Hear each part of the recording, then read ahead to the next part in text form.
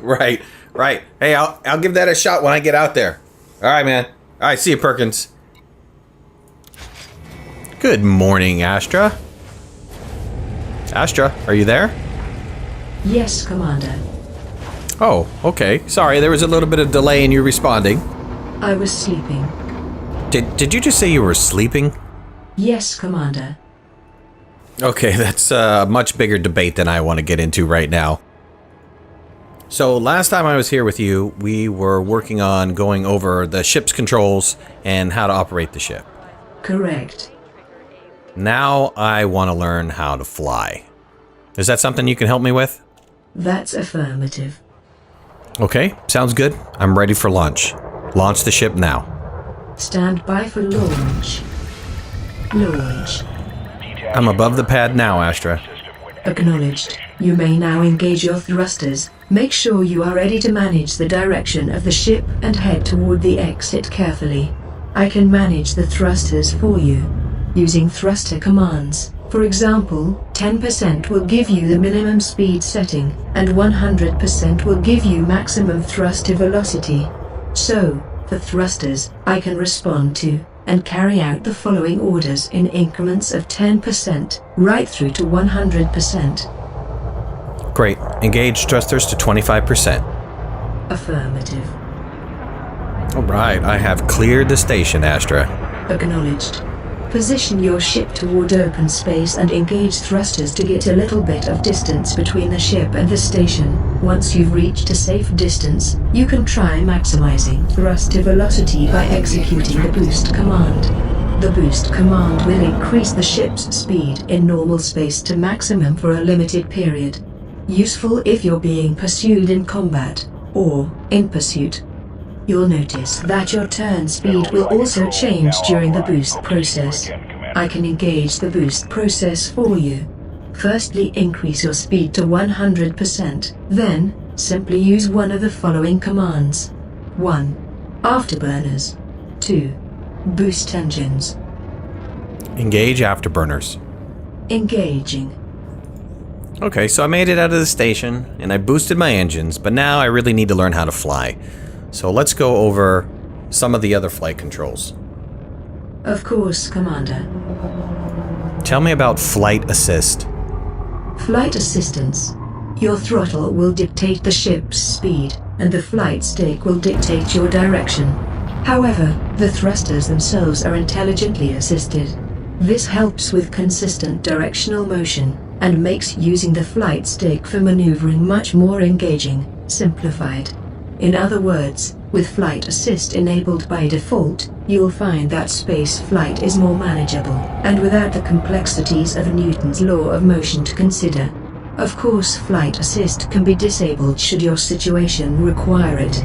If you disable flight assist, Newton's law will apply to your thruster maneuvering. During flight, try the following commands. You'll be able to see how flight assist affects the ship's maneuverability. So, for enabling and disabling flight assist, I can respond to and carry out the following orders for you. 1. Flight assist off. 2. Flight assist on. Would you like to know anything more? Yes, actually I would. Tell me about supercruise. Supercruise velocity using the frameshift drive. This particular speed variant is for traveling within a star system at an extremely high velocity, so that massive distances between stations or planets can be accomplished more efficiently and much faster than with thrusters alone. The frameshift drive is also used to accomplish the velocity required to reach orbit from a planet's surface.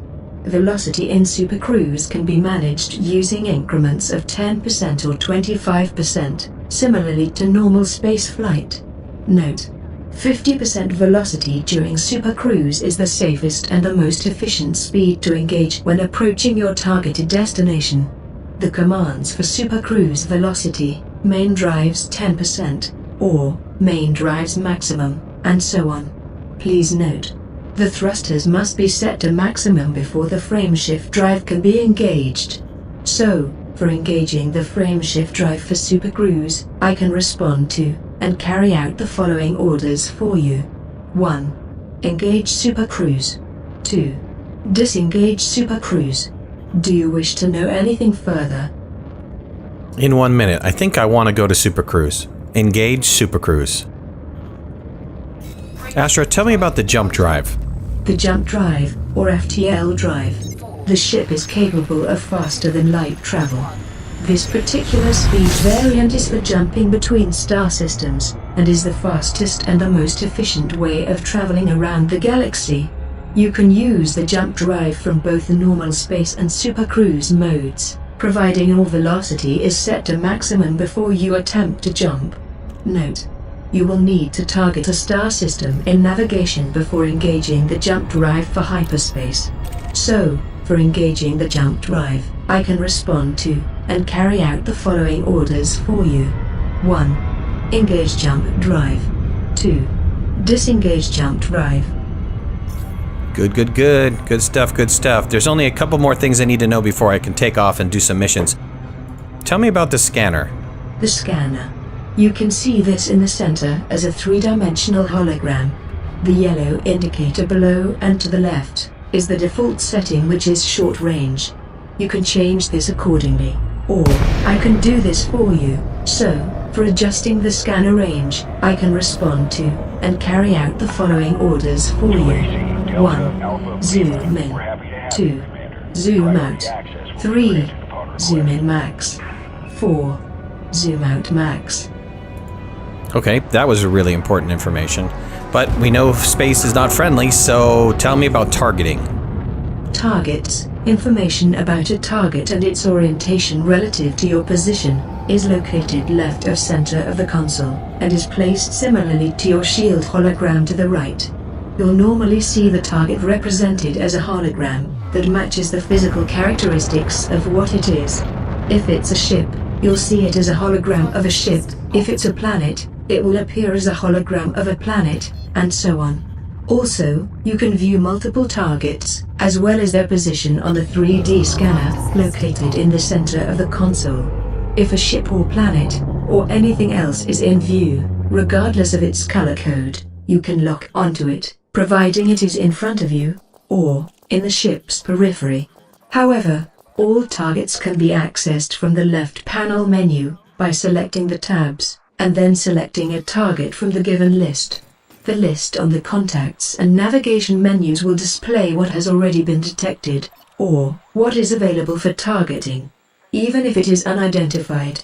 Also, you can select sub-targets. For example, you can specify which part of a ship to target, like its power distribution module, or perhaps the cargo bay.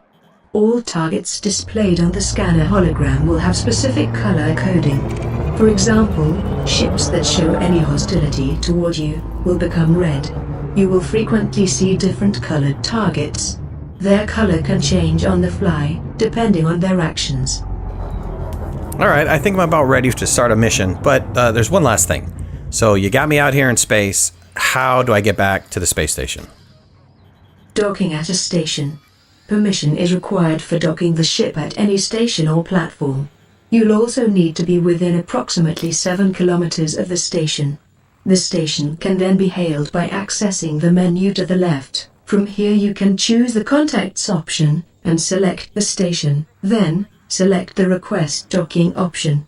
Permission will be granted or denied, and confirmation will be confirmed on the front of the console, along with the landing pad allocation number and an expiry countdown clock. I can request docking for you. So, to request docking, I can respond to and carry out the following order. 1. Request docking. 2. Cancel docking request. Sounds good. Okay, so I think I'm ready to go back in. So let's go back to the station. Request docking. Alright, thank you very much, Asher, for helping me with my orientation. You're welcome, Commander. The next time I get in this ship, we're going to start running some missions. Understood. Thanks again, Astra. Goodbye. Goodbye.